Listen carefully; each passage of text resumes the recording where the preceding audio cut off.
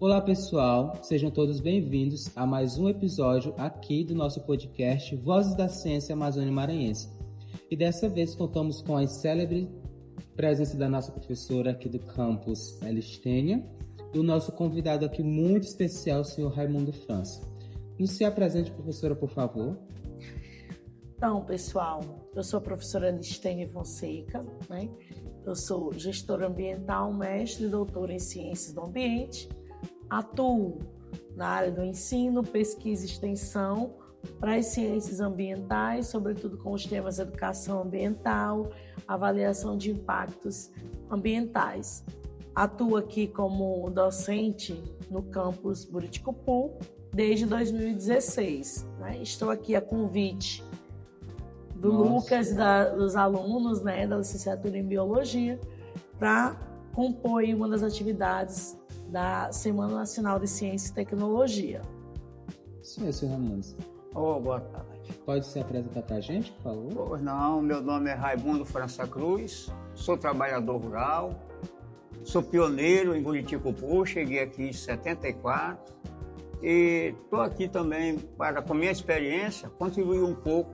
Fui convidado para essa reunião, estou aqui para contribuir um pouco com a minha história, com o que eu conheço, com referência ao meio ambiente em Buriticupu. Muito bem.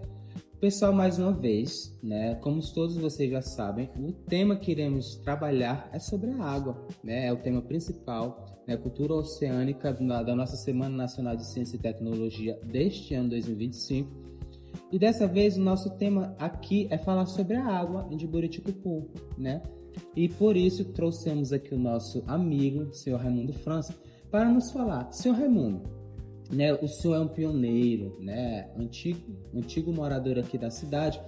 O que é que o senhor tem para nos falar sobre a água de Buriticupu? O que é que ocorre? Qual é a história da água aqui em Buriticupu para os moradores?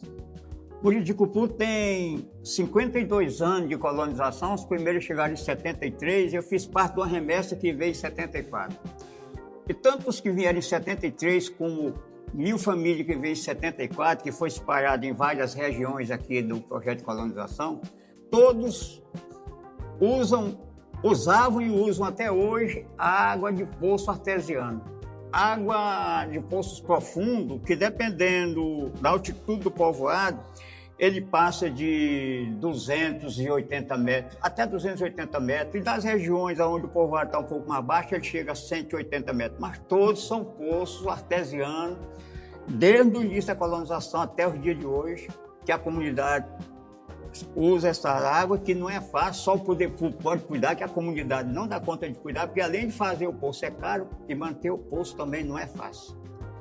Então, nesse caso, senhor Raimundo, os buriticupuenses, assim, nunca chegaram a depender de algum rio, né, alguma fonte de água corrente? Assim, Apesar, o senhor, por exemplo.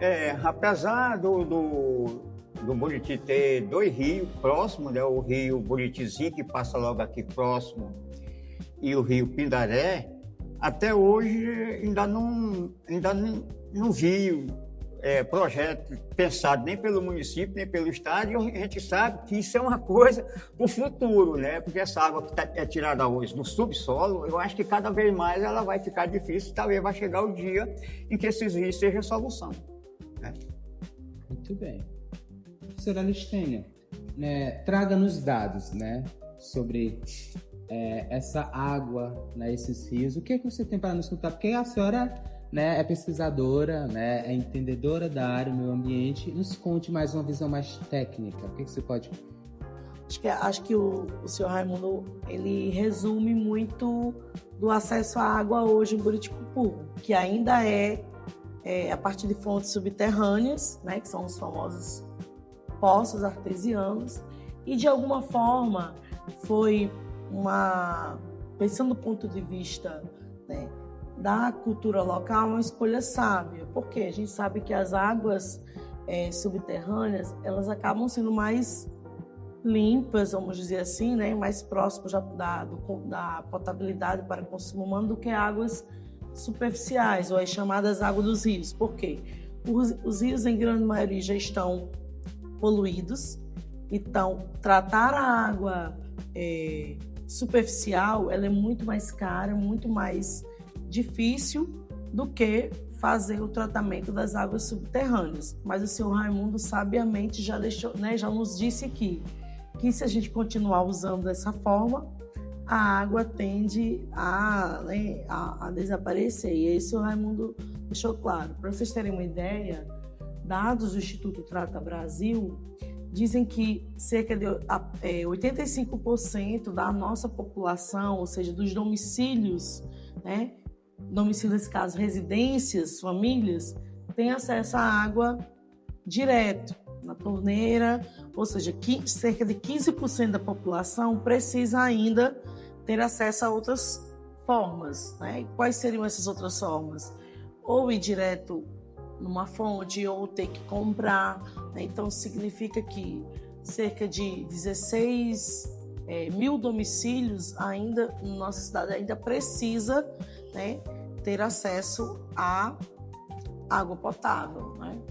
Essa disponibilidade de água. Essa disponibilidade, né? A disponibilidade hídrica em Buriticupu não é tão baixa de acordo com os dados, mas é a distribuição. O senhor Raimundo falou, né, que desde que ele veio morar aqui, os moradores precisam ter acesso por meio de poço artesiano. E o que a gente precisa pensar? Vamos pensar na estrutura do saneamento ideal, né? No Brasil nós temos duas formas. Ou é por meio do setor público, as companhias de abastecimento de águas do estado, né? Ou o próprio município faz esse serviço, são os chamados SAE, que é aqui, né? Nós temos o Sistema Autônomo de Abastecimento de Água e Esgoto. Então, é ele que leva na maioria das vezes. Qual é o problema disso? A qualidade não é a ideal para dentro dos padrões de consumo, né? Só que hoje nós temos aí uma terceira via, que é por meio do novo Marco Legal de Saneamento. O que é o novo Marco Legal de Saneamento? É a privatização da água. A água é de domínio público, né? O que é domínio público? Eu posso ter acesso à água. Eu posso perfurar um poço artesiano na minha casa? Posso, desde que eu tenha autorização para isso, né? Chamadas outorgas. O que é outorga? É um alvará para que eu, a grosso modo, é um alvará para que eu tenha acesso à água. Então, a gente tem aí o novo Marco Legal de Saneamento, que foi aprovado em 2020, que é a Lei 14.026, que agora as empresas podem explorar a água, ou seja, elas podem fazer a distribuição, né? Só que qual é o ponto negativo de tudo isso, né? É que ela vai cobrar, né? Essas empresas vão cobrar. E a gente tem uma questão social. Hoje em Buriticupu, assim como sempre foi, né, senhor Raimundo? O senhor chegou algum dia a pagar um talão de água? Não. Pois é. Na minha casa eu já cheguei a pagar. Sei lá, em meados de 2013, 2012, lá em casa nunca faltava água. Era sempre mas água caindo. Mas era da Caema. Eu não tinha entendimento, né? Quando eu era criança, sim, né? E aí eu não tinha esse entendimento. Eu sempre ficava, meu Deus, chegava um talão aqui. Eu conhecia talão de energia, de eletricidade. Mas eu não conhecia, né, o talão de água. Não conhecia esse Raimundo. E aí, chegava lá em casa e eu falava, meu Deus, eu não sabia que a gente pagava água. Sabia que sempre tinha no tanque caindo, mas eu não sabia que era paga. Hoje aqui na região, por conta de... Ali mesmo onde eu moro, por conta do poço, servia muita gente, mas serve também a pequenos criadores de gado. É justo que a prefeitura não fique pagando uma água que não é mais para o consumo humano, seja para animal, né? E como eu já também criei gado e eu acabei me utilizando também dessa água, hoje eu não crio mais, mas hoje eu pago uma pequena taxa, mas é melhor do que pagar uma carrada para levar e ficar no tanque, né? Porque ela já cai direto lá na minha caixa, né? Paga uma pequena taxa para o bombeiro que fica cuidando de nós lá. Exatamente. Pois é. Isso a gente chama dentro dentro daí da área ambiental, chama de princípio do usuário pagador. Pois é. A gente não paga a gente não compra água, a gente paga o serviço de ter a água tratada em casa, né? Então, Hoje, qual é o problema? É que se o novo marco legal do saneamento for implementado em todas as cidades, a gente vai talvez trazer uma certa injustiça social, porque apenas as cidades com bom atrativo para as empresas vão ter investimento, né? Ou pode também acontecer o maior problema, né? Que são as pessoas não conseguirem pagar. Não conseguirem pagar e aí vai ter a sua água cortada, né? Então, por exemplo, hoje a maioria das residências urbanas em Buriticupu, como que é? Você tem o tanque ou cisterna, como a gente pode falar, né? A prefeitura coloca a água e a gente tem que ter o quê? A bomba para levar a água até a caixa d'água, não é isso? Então, o novo marco legal quer acabar com essa ideia de ter a cisterna. A água vem direto pela rede pública e cai na caixa d'água. Pois é. Realmente, para a nossa região, eu acho que privatizar, é como você diz, as grandes empresas vão se interessar por região bem mais maior e que tenha mais facilidade de canalizar aquela água e cuidar dela. Buriticupu tem uma grande quantidade de gente morando no interior, nas comunidades rurais, né? É uma região de assentamento do ITERM e do INCRA, né? Então, são pessoas que vivem lutando, tem o seu dia a dia muito difícil, e já se acostumaram a não pagar água, que eu não sei se foi uma coisa boa, devia ter acostumado a pagar uma pequena taxa no começo logo, né? Porque o Buriticupu se ocorreu de tempo. Foi criada uma empresa que cuida da água aqui, mas nunca se distribui algum talão, não veio falar ninguém que paga. Então o pessoal fica no costume de não cuidar disso. E no dia que chegar, por exemplo, alguém chegasse com a empresa que fosse para pagar, o pessoal, além do costume de não pagar, as comunidades realmente... E tudo é posto muito caro, né? Posto muito caro. Professora, uma coisa que também me preocupa com relação à água em Buriticupu, porque no tempo da floresta, as águas, elas iam todas para o subsolo, né? Todas. Meu lote rural que fica aqui, daqui a 5 quilômetros, passa um córrego dentro que ele pega vários lotes. Os lotes são estreitos, lote de 200 metros, então ele pega vários lotes. E eu cheguei a caminhar, sabe, no leito do córrego, porque é uma grande ladeira de um lado e de outro, eu cheguei a caminhar no leito dele, no seco, por mais que poderoso que fosse o inverno. Porque as águas não descem, elas ficam ali e vai ficando no subsolo e dando vida à floresta, né? E aí depois descendo para o leito dos rios, com a necessidade que os rios têm. Hoje, essa região passa por 3 experiências. A primeira foi a de não ter água no início. Hoje, a depois água, porque com a derrubada começou a descer água e fazer enxurrada. E o pior é que hoje está descendo areia, porque as regiões degradadas estão virando Mossoró, que isso na área rural, porque já incomoda as que estão aqui, né? Só que da área rural talvez seja mais fácil de consertar, porque o próprio agricultor lá é só tratar de conservar da onde está vindo a água que para. Mas esses riachos já estão assoreando e é uma tristeza, né? Para quem precisa daquela água ali naquela região. É um perigo, na verdade. É um perigo, na verdade. Né? Porque, inclusive, é consequência do ato humano, porque a gente vive aqui em Buriticupu, muitas famílias vivem assombradas, né? Por conta das voçorocas. A gente tem o quê? 20 e tantas voçorocas aí ativas. 27. Hoje são 27 ativas, né? Voçorocas ativas. E aí a gente sabe que é consequência do ser humano. É justamente essa questão que o senhor falou. Quando se tira a mata, quando se tira a vegetação, quem é que faz esses buracos? É a água que cai, a água da chuva, né? Ali começa com um pequeno buraco. E a gente sabe, né? É anos aí antigamente, Buriticupu era uma cidade, né? Começou com a cidade de floresta, né? Inclusive, era o comércio, né? Era o comércio madeireiro, né? E aí a grande extração dessa vegetação, dessa mata, né? Tem aí como consequência esses grandes números de voçorocas. Talvez, não sei se vocês conheceram, ouviram falar que bem aqui, nesse mesmo córrego que eu estou falando, tinha um açude, que morreu gente afogado nele, né? Sim. Morreu gente afogado. Aonde... É o Vila Nova, né? E hoje está lá, não tem nada, corre um filete d'água por cima de uma camada de areia, essa areia que foi levada dessas mossorocas todas, né? O senhor Raimundo chamou a atenção para um fato muito interessante quando a gente fala de água, de recursos hídricos, que é o assoreamento, né? O que é assoreamento? É quando você faz a remoção da mata ciliar, né? E por que é o nome ciliar, né? Porque remete a cílios, né? Os cílios não protegem nossos olhos. Então, a mata ciliar, ela faz uma menção a essa proteção. Então, as margens dos rios, as matas ciliares, é para trazer proteção, para que não aconteça o que já acontece nesses rios mais urbanos, né? Mais próximos à área urbana, como no caso do Rio Buritizinho, né?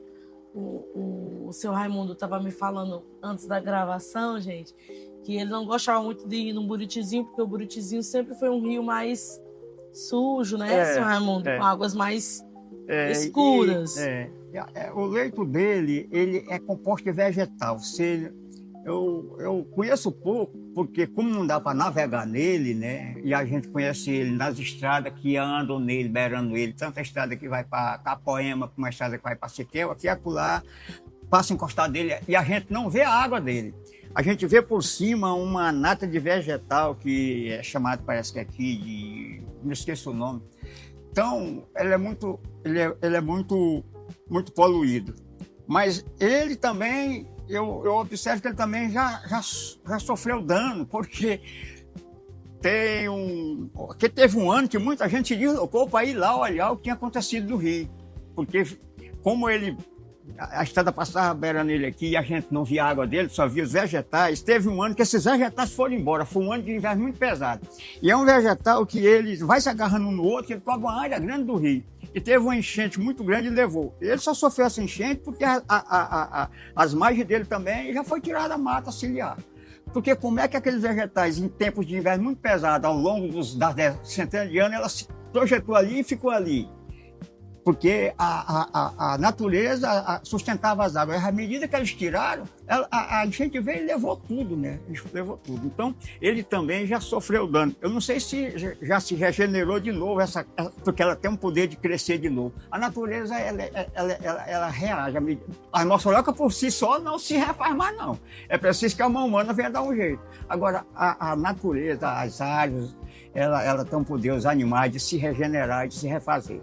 Eu cheguei a fazer uma doidice também, porque no início da gente, nessas terras, era derrubar as terras que estavam mais perto d'água. Então, eu ainda fiz um poço nesse meu lote, que deu água lá com 3 metros de fundura, e água boa. E derrubei uma roça no aceiro, assim como os outros tudo derrubou. Me arrependi, né? Porque quando bateu o inverno, era uma enxurrada descendo para dentro desse brejo e eu não mexi mais. Hoje eu estou lá com uma reservinha, né, já há muitos anos, e a água já não desce mais lá para dentro do brejo. E assim, todo mundo for aprendendo com a vida, a gente vai... O pequeno produtor, principalmente, que ainda tem muita gente com o seu pedaço de terra, pegando esse escório, ele tem que aprender com a vida, né? Porque se nós tivéssemos tido educação para no começo, essas áreas aí, não se toque nela, né? Essas beiras de rio, é um crime mexer na beira do rio, né? É um crime, porque vai acabar com o rio. Senhor Raimundo, o senhor descreve muito bem o que nós chamamos de sistema ambiental, né? Tudo está interligado. Exato. Não existe a árvore, né, sem o rio. Não existe os rios sem as árvores, né? É um sistema interligado, né? A árvore tem essa função mesmo de fazer a captação, né, dos elementos para que, por exemplo, nosso sistema de chuvas ele funcione muito bem. Então, quando a gente pensa assim, o desmatamento não tem a ver com... O que tem a ver o desmatamento da água, o desmatamento com a chuva? Tem tudo a ver. As árvores têm uma função. Quando a gente fala disponibilidade hídrica ou disponibilidade da água, a gente também tem que lembrar que nós estamos numa região que sofreu nos últimos 50 anos um intenso processo de desmatamento. O senhor, na sua comunidade, no seu lote, na sua terra, o senhor percebeu que desmatou e teve uma consequência, né? Agora imagine isso em vários lotes ao mesmo tempo, esse processo de intenso desmatamento. Então, falar de água também é falar da importância das florestas, das matas. Então, no caso, aí já é uma correlação, né? Totalmente. De disponibilidade. Professor, e o clima? Como quando eu cheguei aqui, eu fui para o povoado, que eu acho que ele é o povoado mais alto da colonização, que é o 410, vocês conhecem? Não. Ele é muito alto. Ouvi falar. Ele é muito alto. Eu cheguei Então, lá. morei lá 3 anos. Olha, de manhã cedo a gente levantava e a gente via a copa das árvores na região mais baixa. Ela amanhecia assim uma neve por cima em qualquer período do ano. E a gente amanhecia o dia, por incrível que pareça, só faz 51 anos isso. A gente acendia um foguinho no meio do terreiro e vinha todo mundo para abrir daquele foguinho. Olha a diferença, mesmo Buriticupu, com toda a secura que tem, com dificuldade de água que tem, de água profunda, mas a floresta fazia com que a gente sentisse um clima frio a ponto de acender uma fogueira. Hoje é todo mundo com ar-condicionado, todo mundo pegando fogo. Eu fico imaginando, só uns 50 anos mudou tanto desse jeito. Se a mão humana continuar devastando, eu não sei daqui a mais 50 quem é que vai resistir. Porque quem viveu que nem eu hoje, eu tenho saudade daquele período, que era melhor fazer um foguinho ali até o sol sair, do que hoje tá todo mundo se queixando de calor, né? Todo mundo se queixando de calor. Quem hoje tem uma casa numa área que não tem árvore plantada ao redor para fazer sombra, ele tá passando mal. Porque a casa esquenta que vira uma fornalha, né? Todo mundo se queixando. Quem tá no ar-condicionado não sabe não, tá lá dentro do ar-condicionado, não, acho que não tá mudando não. Moro numa casa comum, lá onde o sol bate. Eu fui criado trabalhando na roça desde pequeno. Papai não ensinou outra profissão para nós não ir para a roça. E a gente ia para a roça, 11 horas a gente voltava, almoçava. 1 hora eu voltava. E que trabalhava até 5h30. Eu duvido que um trabalhador hoje aguente botar o sol, botar a costa no sol a partir de 1 hora da tarde. Não aguenta. Tá mais quente. Tá mais quente. Tá mais quente. É um dos efeitos, né, claros, Sim. que a gente sente literalmente na pele Buriticupu das é mudanças. um grande exemplo. Né? E das mudanças climáticas, que também é um dos temas centrais, né, da nossa SNCT. Exatamente. E aí, pessoal, né, a gente participou aqui dessa roda de conversa. Estamos finalizando, tá? Porque, né, foram muitos aprendizados aqui nesse curto período de tempo. E de já a gente agradece, primeiramente, a você que nos assistiu até aqui, até o fim dessa roda de conversa, né, desse terceiro episódio do nosso, segundo episódio do nosso podcast. Né, agradeço, professora Listênia, pega aqui na minha mão, minha querida. Muito obrigado pela sua participação, pela sua cooperação. Que Deus continue lhe abençoando, tá, minha querida? Você também, meu querido, né? Aqui a gente agradece, viu? Gentilmente a sua participação aqui conosco. Fico agradecido, pai, de ver gente jovem como vocês, né? Que eu tenho idade de ser pai, preocupado com um problema desse, que é preciso a humanidade se preocupar muito, viu? Porque os nossos descendentes vêm aí e precisam. Pois é, eu Precisa acho ter onde morar, né? Eu também quero agradecer, né, ao senhor Raimundo por ter, né, se aberto a essa conversa conosco, trazer para o nosso evento um aprendizado de quem é daqui, né? Acho que quem vai nos ouvir, né, vai poder, né, compartilhar desse ensinamento. Né? Então, quero agradecer também o convite, né, à turma dos alunos de Biologia, em nome do Lucas, por ter aberto espaço para a gente trazer esse bate-papo, essa conversa. Que é de suma importância, pessoal, né? Não é à toa que a SNCT trouxe para esse ano de 2025 água, né? Ou cultura oceânica, né? Então a gente apenas adaptou esse tema para a nossa realidade de Buriticupu. Né? E para isso a gente trouxe aqui uma pesquisadora para nos trazer dados, né, científicos, e nada melhor do que um morador antigo, né, aqui da nossa região para falar sobre o assunto. Vamos ver se a COP30 realizada em Belém esse ano mexe com os poderosos que poluem muito, ver se sensibilizam e cuidam melhor do planeta, né? Verdade, né? E foi isso, pessoal. A gente agradece. Tchau, tchau. Até a próxima.